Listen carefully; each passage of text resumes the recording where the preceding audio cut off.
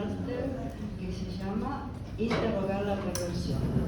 Va a comenzar Adriana Chavarría.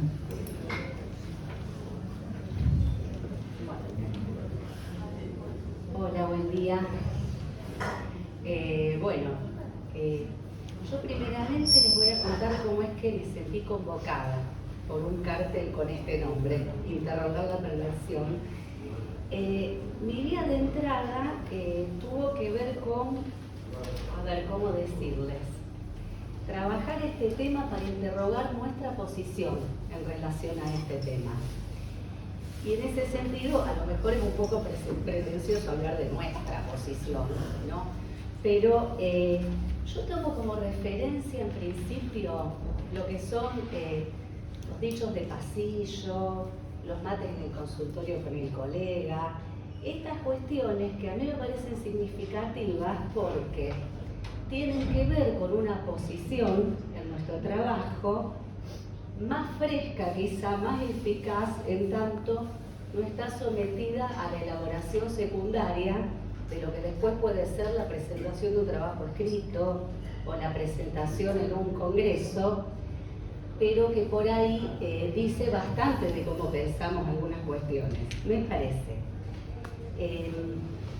A mi modo de ver, uno de los problemas de este término es que porta una gran variedad de sentidos. Es como una especie de bolsa de gatos para mi gusto, al menos como lo veo funcionar.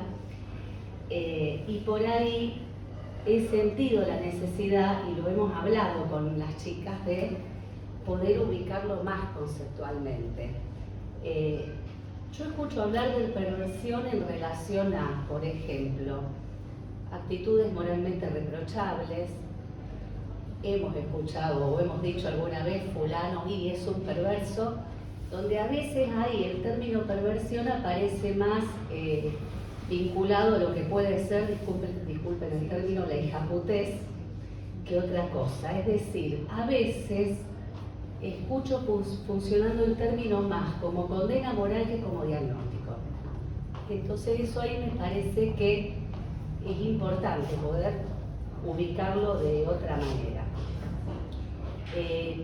Muchas veces se usa el término pegado al de psicopatía, que en realidad es un concepto, está elaborado en otro campo conceptual, y en ese sentido me parece que hay que ser cuidadosos. Es decir, aparece como un inventario de cosas desagradables, básicamente. También la lógica del inventario no es beneficiosa para trabajar conceptualmente. Bueno, con las chicas estuvimos hablando de estas cosas y estuvimos revisando algunos textos. En realidad, un montón. Y por ahí lo que les voy a contar va a ser un poco desordenado. Va a reflejar también el trabajo, donde se abrieron un montón de puertas y bueno, después veremos qué pasa. Bueno, fuimos primeramente a 3 ensayos de teoría sexual y retomamos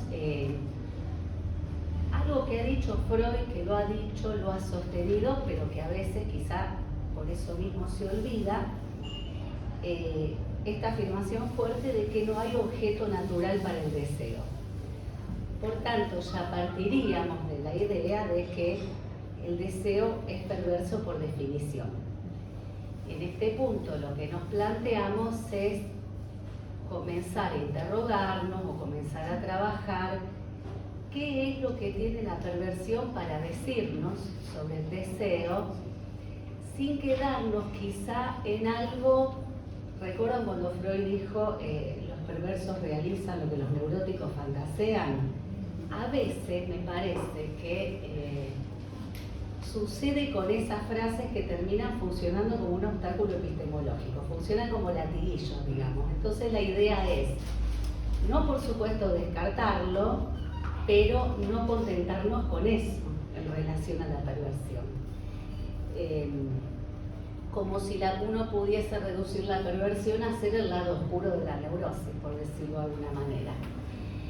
Es decir, nos planteamos trabajar en relación al fantasma perverso de los neuróticos, a la perversión, pero también al fantasma del perverso, porque ahí también hay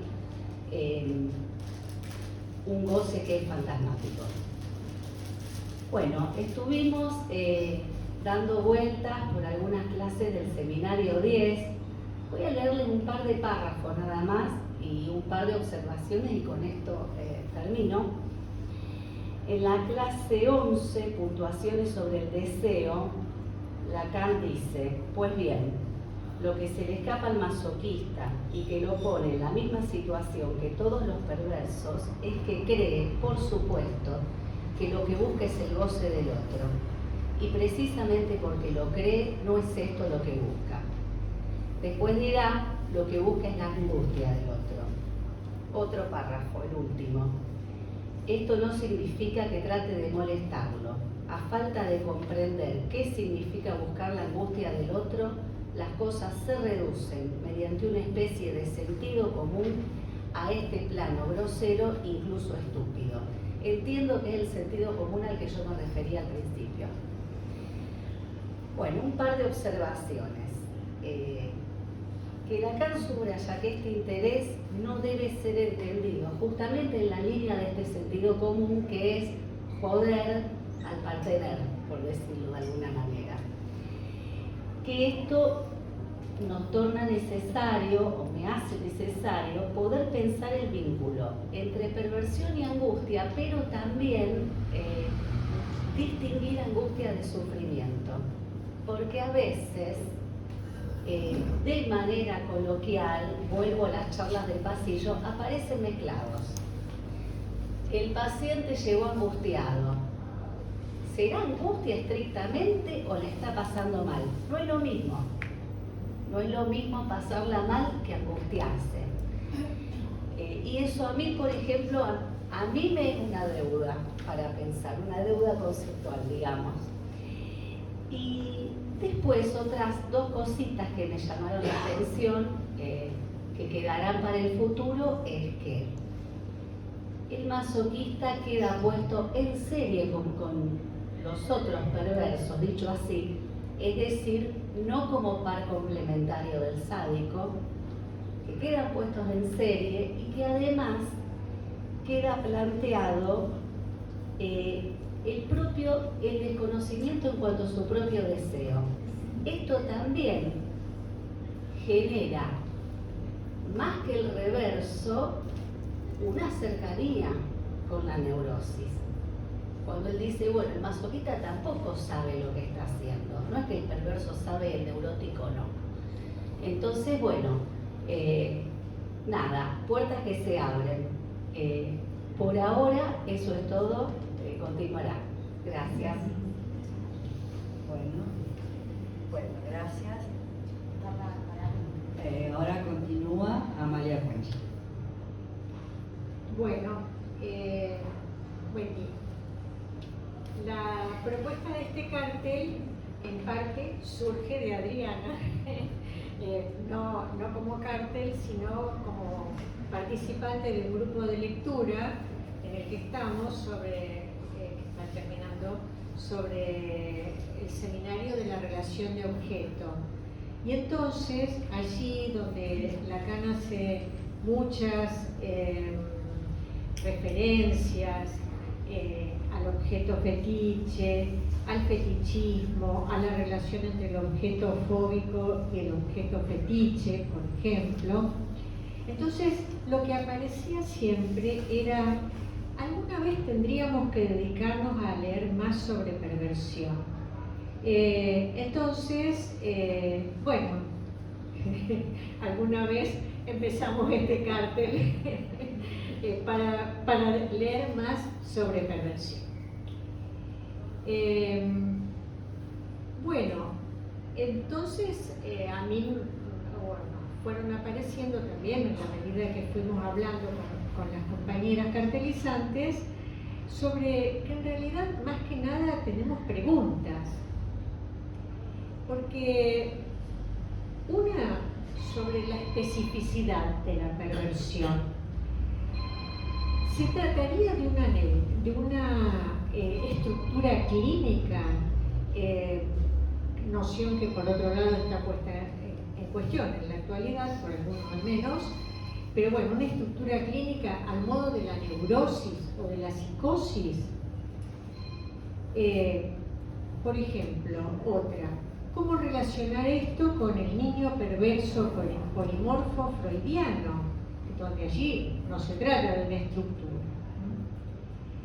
Por otro lado, ¿cómo despejar las concepciones del psicoanálisis sobre el tema de la perversión o sobre el fantasma perverso o los actos perversos y diferenciarlo de nociones de perversidad en el sentido moral o religioso? Entre los obstáculos que encontramos, uno de los primeros es la escasa clínica que hay sobre la perversión. Bueno, en este sentido habría que tomar la diferencia que hace Lacan entre perversiones verdaderas y bueno, las otras posibilidades, como por ejemplo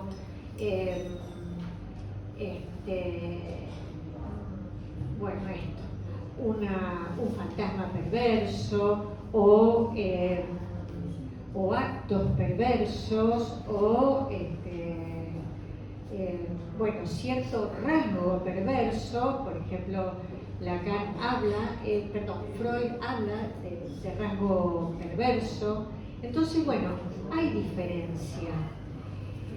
En este sentido, me parece que hay un texto de Michel de Moussan en el que trabaja un caso de masoquismo perverso, que es algo de lo que usualmente nosotros en general no escuchamos. Y bueno, entonces tenemos como una amplia variedad. La otra cuestión que llama la atención es que en principio la perversión viene como experiencia, por decirlo de alguna manera, y como concepto viene de otros contextos, de la filosofía, de la religión, de la filosofía.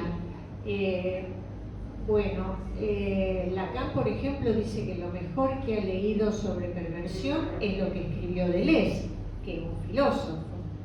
Y por otro lado, también Lacan se apoya en algunas cuestiones que trabaja, sobre todo en el seminario del acto psicoanalítico, se apoya en cuestiones que ha trabajado Foucault, por ejemplo, sobre el saber y el poder, porque eso sale de allí, digo. Entonces, esta exterioridad, digamos, me parece que marca una característica. Y por otro, lo que viene de la literatura, el Marqués de Sade, Sacher-Masoch, es decir, de allí aparece mucho de lo que, digamos, forma parte de nuestra bibliografía.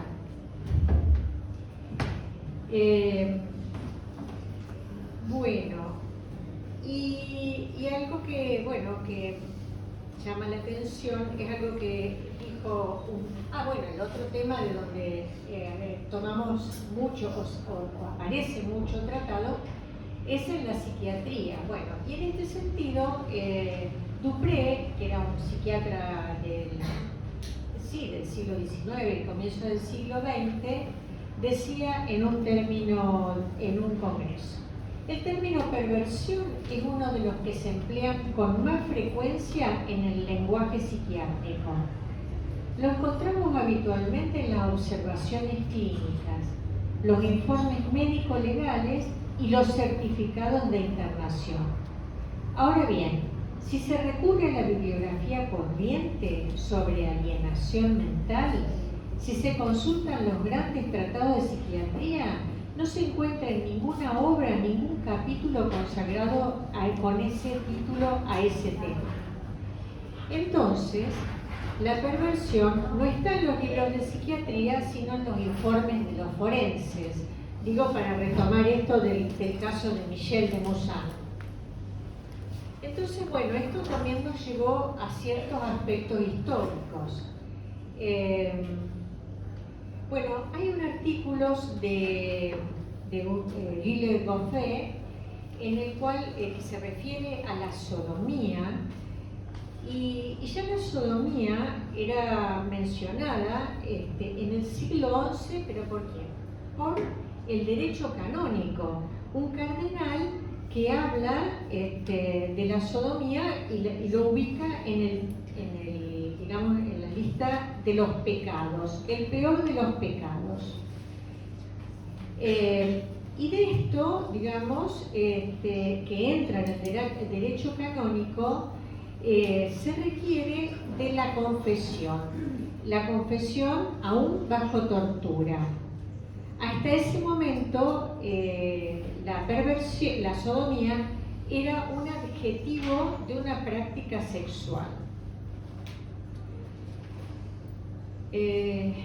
Bueno, entonces, cuando se empieza a delimitar el campo en el siglo XIX, esto que decía antes de Dupré, estuvimos un poco viendo también cuáles habían sido los interlocutores de Freud, con quienes él dialogaba en los 3 ensayos especialmente.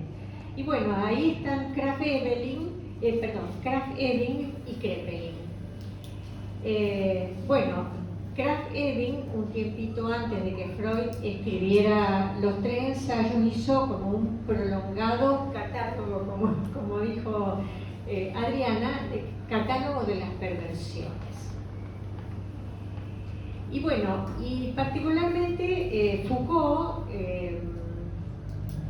vuelvo a Foucault porque investiga el tema en Historia de la Sexualidad. Y entonces dice que como práctica, hasta el siglo XVII había como una laxitud social respecto a las prácticas perversas.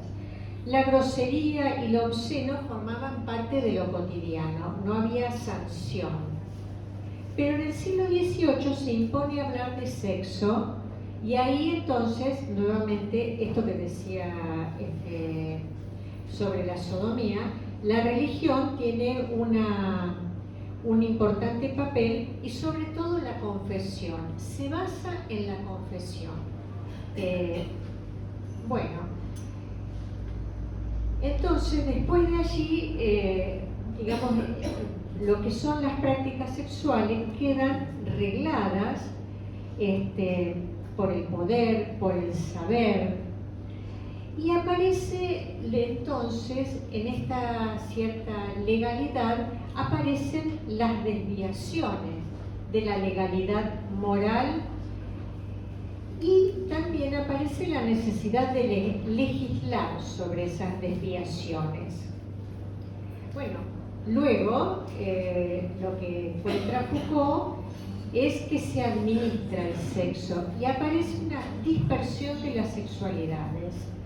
Entonces, se hace lugar a pensar, bueno, especialmente con Freud, la sexualidad de los niños, pero también de los locos, de los criminales, las sexualidades periféricas, y ahí también aparece como un cierto contexto de normalidad versus vicio o delito. Foucault dice que hay formas de acercarse a cierta verdad del sexo.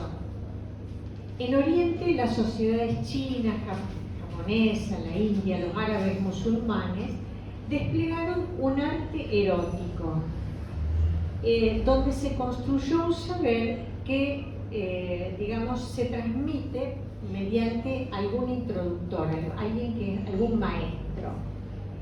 Mientras que en Occidente, que no se ha desplegado ningún arte erótico, sí se define por una ciencia sexual. Bueno, sabemos todo lo que trabaja Foucault sobre la administración, ¿no?, de la sociedad. Bueno, entonces, tratando de despejar de esto que estaba señalando, me parece que el hito importante es Freud, con los 3 ensayos para una teoría sexual. Ahora, llamativamente, toma muchos de los términos de los psiquiatras de su época, como por ejemplo, aberraciones sexuales, si pensamos en los 3 ensayos, desviaciones respecto del objeto sexual, desviaciones relativas al fin sexual.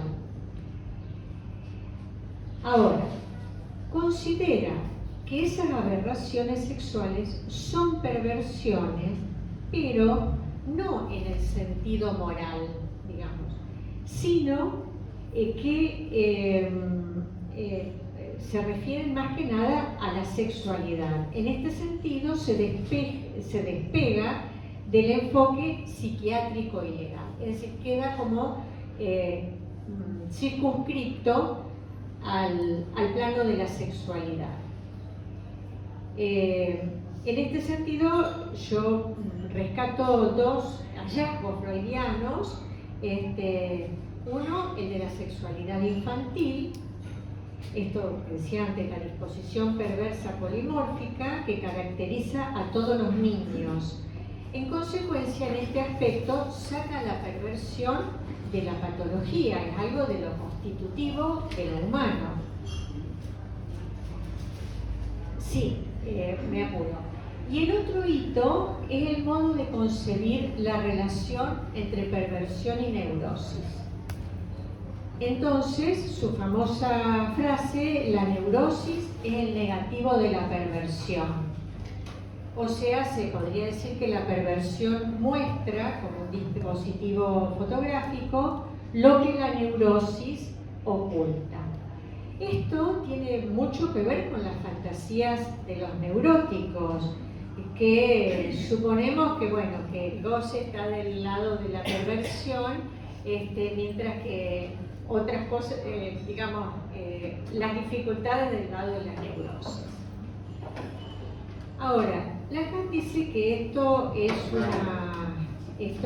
ha sido muy mal interpretado por los psicoanalistas post-freudianos particularmente, cuando se limitan a considerar a la perversión como una pulsión no elaborada, una pulsión parcial e irreductible.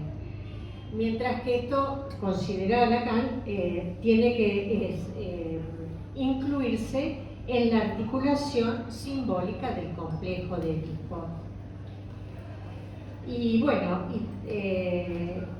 para acotar más todavía, entonces dice, lo que el sujeto no quiere reconocer solo se concibe como algo que está articulado, pero sin embargo no solo es desconocido por su parte, sino reprimido.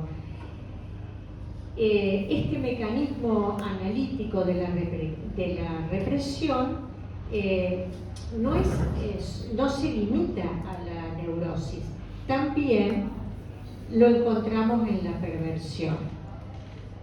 Por último, una cosa que estuvimos conversando, hay como una cierta vulgata es psicoanalítica, que supone que como mecanismos constitutivos o como operaciones constitutivas estaría la represión para la neurosis, la renegación para la perversión y la forclusión para la psicosis.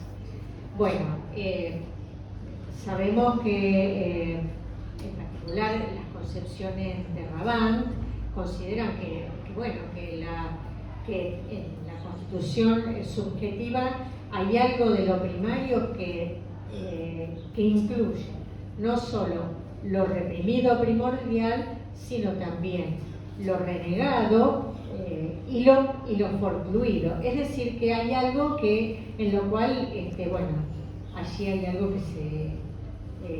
que merece ser considerado. Bueno, hasta acá, acoto más. Bueno, Muchas gracias. Continúa Alicia Angelastro. Bueno, buen día a todos.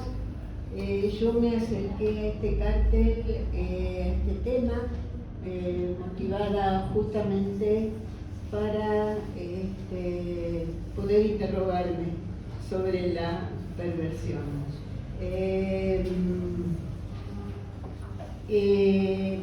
Primero voy a decir que, bueno, que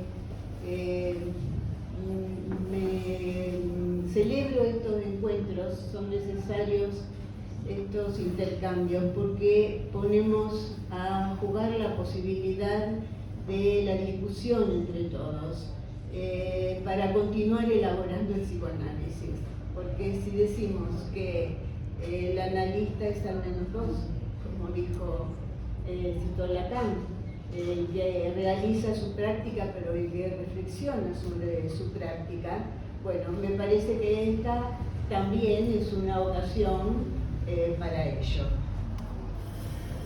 Bueno, cuando nos hicimos un recorrido interesante, buscando distintas lecturas, a mí me llevó, de entre todo lo que recorrimos, cuando me pregunté por dónde abordar este tema, lo hice dirigiéndome a la aportación al conocimiento de la génesis de las perversiones sexuales, el artículo de Freud de 1919, Pegan a un niño, porque encuentro que allí está la matriz de la estructuración subjetiva. Entonces me permite pensar al sujeto. Si tratamos de encontrar, de buscar las diferencias entre neurosis y perversión, una terminología que se diferenció de la psiquiátrica, pero que aún es la que nosotros conservamos, neurosis y perversión. En la neurosis, el fantasma, en la neurosis el fantasma es como decir, como un teatro privado. Hay un goce fantasmático en el cual el neurótico se complace. En la perversión, encontré este modo de decirlo, se despliega en la escena, en el teatro. En la neurosis el deseo predomina, ya que hay insatisfacción, diferente en la histeria y en la neurosis obsesiva. Es un deseo de seguir deseando. En la perversión, la voluntad de goce es un intento fallido de transformar el deseo en goce, pretensión fallida que hace estragos. Nos preguntamos también, en el trabajo de Carter, la relación de en la neurosis y en la perversión, la diferencia en la relación con el saber y también con el poder, cosa que queda a la espera de que podamos continuar trabajándolo, tenemos tiempo. Bueno, en Pegan a un niño encontré las preguntas, el recorrido que se hizo Freud y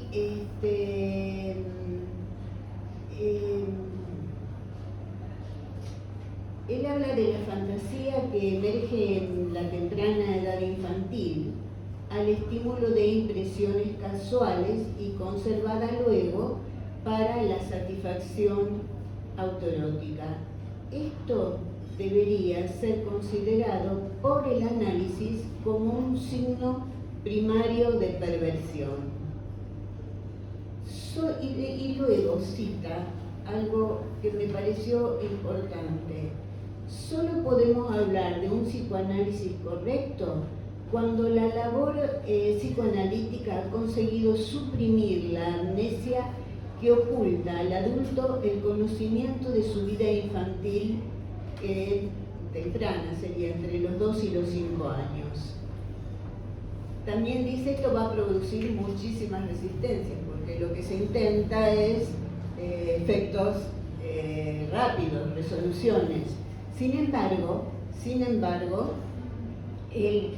también Freud lo dice a su modo, dice, el conocimiento teórico es mucho más importante para nosotros que el éxito terapéutico.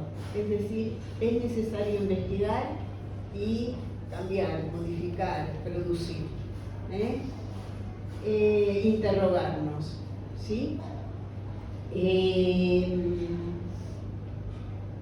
Una pregunta que se hace entonces es, ¿la génesis de la perversión puede derivarse de modo general del complejo de Edipo?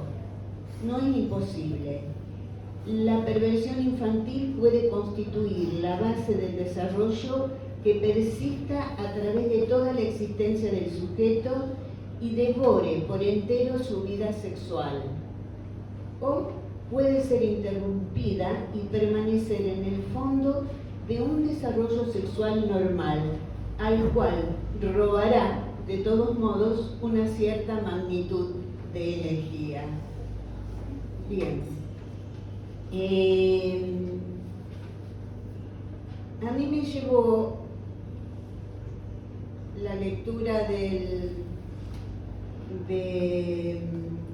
Pegan a un niño a leer sobre todo lo que allí surge como las posiciones del masoquismo y del sadismo, el sadismo y el masoquismo. Pero fundamentalmente fui, y me interrogo para seguir sobre eso, al problema económico del masoquismo, al artículo de 1924, donde dice Freud, la aparición de la tendencia masoquista plantea desde el punto de vista económico un enigma. Si el principio del placer rige los procesos psíquicos de manera que el fin es la evitación de displacer y la consecución de placer, el masoquismo ha de resultar incomprensible. Si el dolor y el displacer, guardianes de nuestra existencia, dejan de ser señal de alarma y constituyen un fin, debemos investigar la relación del principio del placer con los dos órdenes distintos, de muerte y de vida, eróticos libidinosos. Bueno,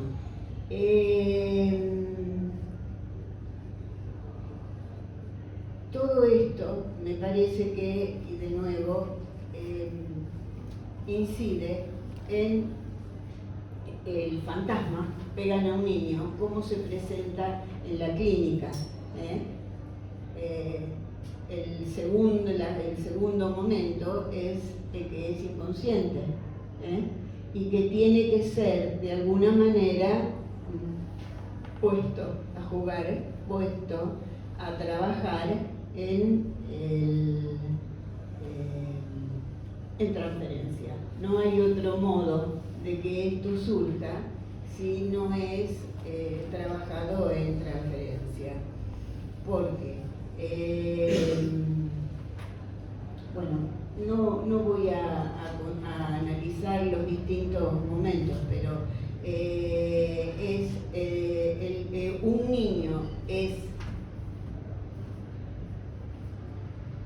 un niño es pegado, donde se da la relación dual, y donde se da la relación,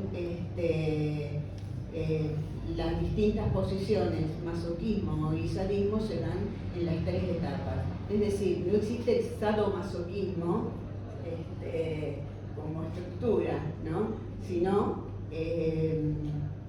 sí en la fantasía, sí en el imaginario.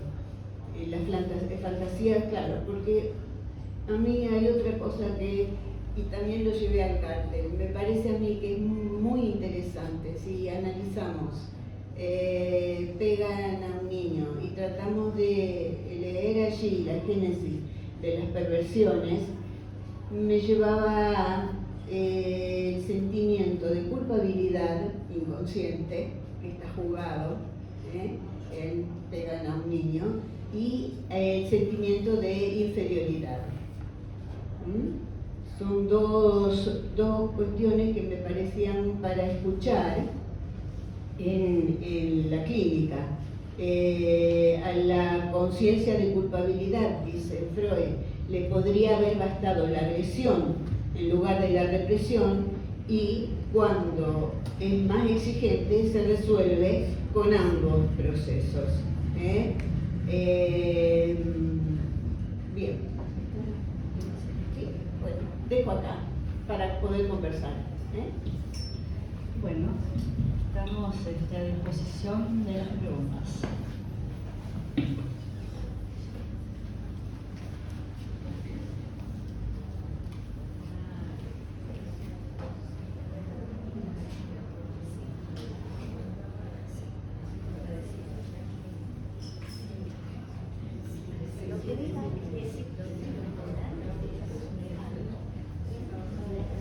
Bueno, a mí se me ocurría, como estoy con el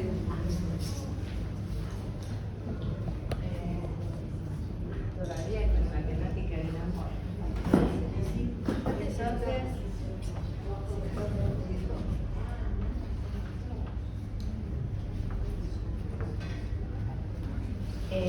cuando hablamos de la perversión, cuando hablamos de la perversión y que digamos, se despliega en una suerte de voluntad de goce,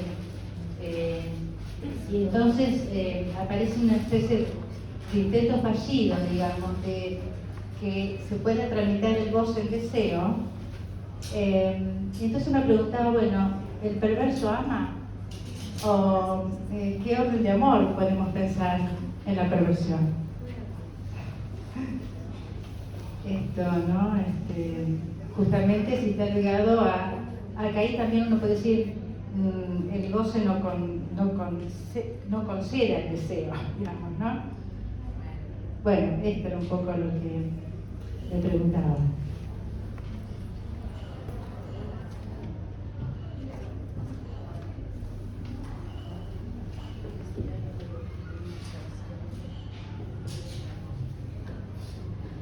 Mira, no sé si responde a lo que vos nos estás planteando, pero nos preguntamos en esta diferenciación que hacíamos entre la posición en la neurosis y la posición del perverso,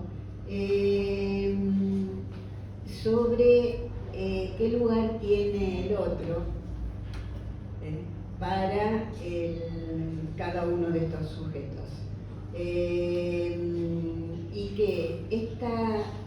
Nos preguntábamos también sobre la relación con la ley.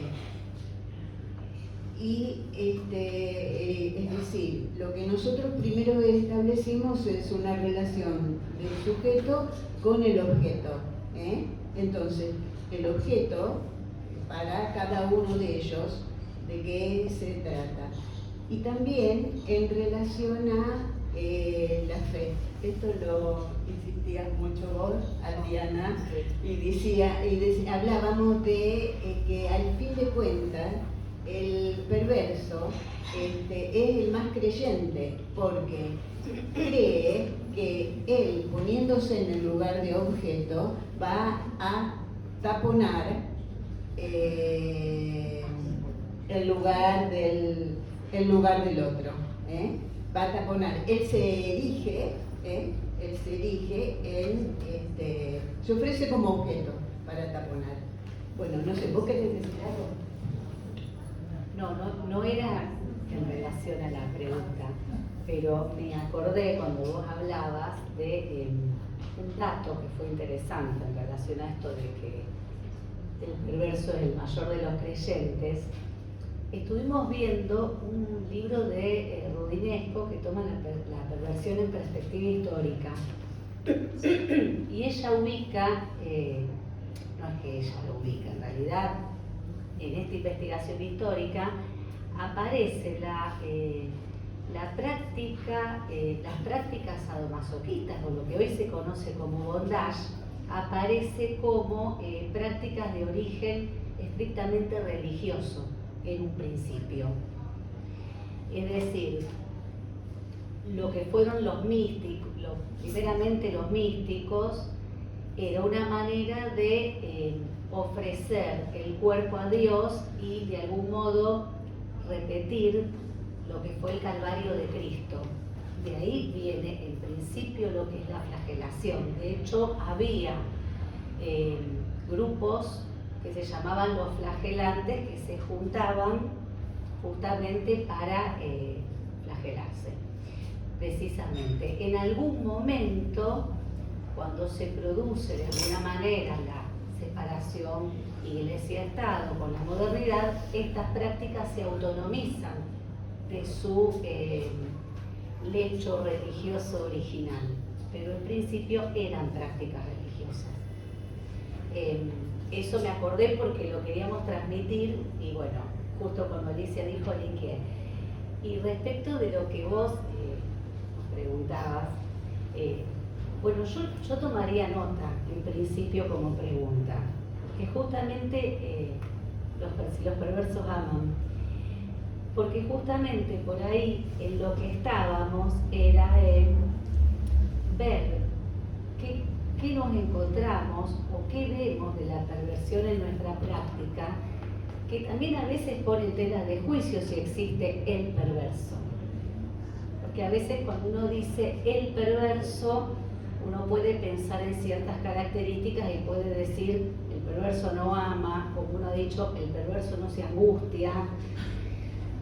¿Qué sé yo? No sé, me encanta la pregunta y la vamos a tomar nota a futuro, pero por ahí creo que cuando uno empieza a ver, bueno, qué es lo que escucha y demás, no hay tipos clínicos puros generalmente.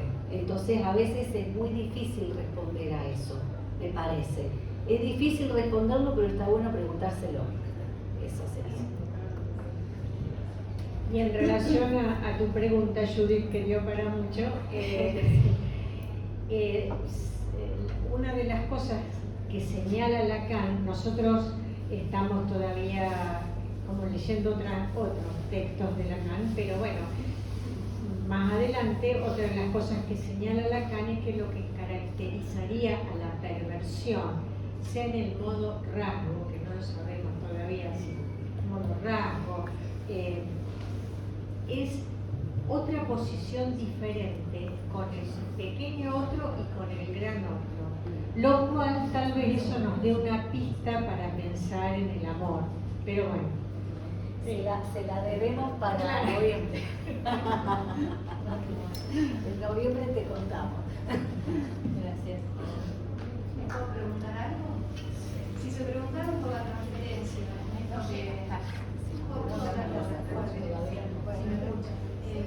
si se preguntaron por la transferencia, por la posibilidad de transferencia, yo creo que una de las vías era esto de que no hay un tipo puro, quizá, ¿no? Poder pensar la cuestión del fantasma, de la transferencia. Es complicado, porque pensaba en la clínica. Sí, un día se tengo la posibilidad de contarle algo, pero pensaba sí, en la clínica. ¿Querés contarlo ahora? Claro, muy resumidamente, yo trabajo en un hospital que está muy cerca de la zona de los travestis y siempre la vía por la que han llegado y han durado muy poco, que yo no sé si es porque las obras sociales que tenían ellos les daban 10 sesiones al año, pero duraban muy poquito, la vía siempre era la angustia, había algo que pasaba en relación a la angustia o a un sufrimiento puntual muy grande. Cuando creían que lo habían más o menos cerrado, que podía ser en esa misma sesión, o a lo mejor lo abrían demasiado, no aparecían más. Pero es una pregunta que me he hecho siempre, porque son casos que han aparecido en los últimos 20 años que he estado trabajando ahí. Nada más, quería preguntarles a ver si habían pensado en eso.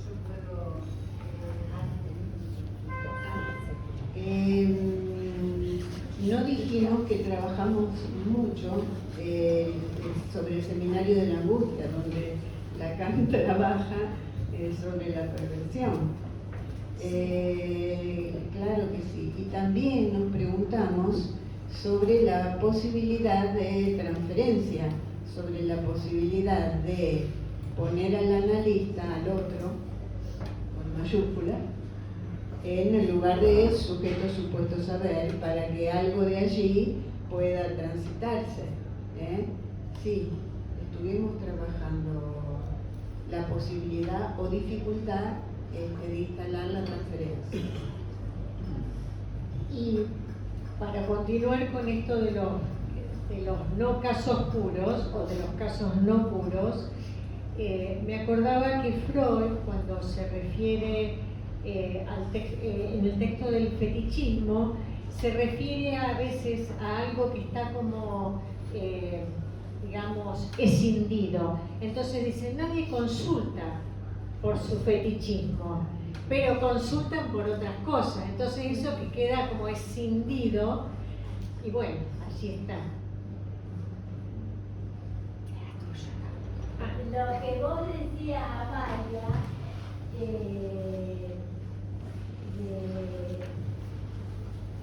hay en Oriente muñecas sustitutas que son de silicona, que tienen el tamaño normal y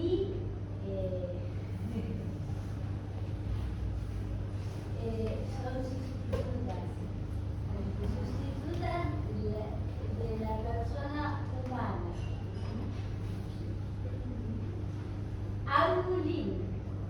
Hay un libro, que yo no lo sé ahora.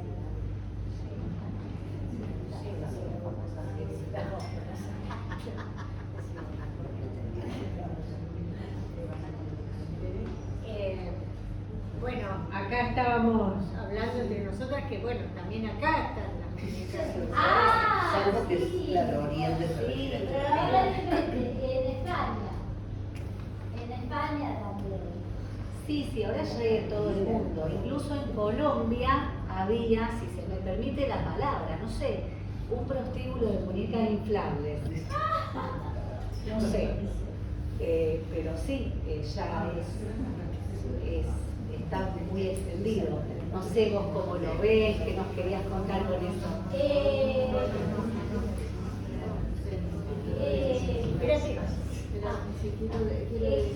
Espera que Alicia quiere agregar algo, ¿no?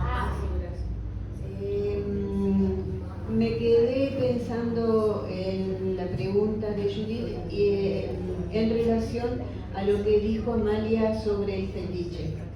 Cuando nosotros trabajábamos como ama, cómo se acerca al otro, al encuentro con el otro, nosotros decíamos que el perverso no ama el fetiche. A ver, corrígeme. No ama el fetiche, sino no desea, no amor, no desea al fetiche, sino a quien lo posee. Cuando dijiste que queda de lado, que queda escindido, cuando decíamos el fetichista no desea del mismo modo, no sé si ama del mismo modo, si pasa por estas vertientes imaginarias que ustedes nos plantearon en su cartel. Creo que hay diferencia. Claro, nosotras, uno de los primeros textos que nos orientó fue el de Marta Jerez Gambertín sobre el fantasma perverso, y ella menciona el caso de la película Casanova, donde cualquiera, claro, de los personajes de Fellini, pero bueno, en Casanova particularmente hay un montón de objetos sexuales, digamos. Ahora, el fetiche no importaba si la mujer era una monja, una prostituta o alguien más. Era un pájaro que tenía que estar ahí. Entonces, Sí, algunos lo leen como a Don Juan el impotente amoroso, qué sé yo. Bueno, se terminó el tiempo de este. Gracias.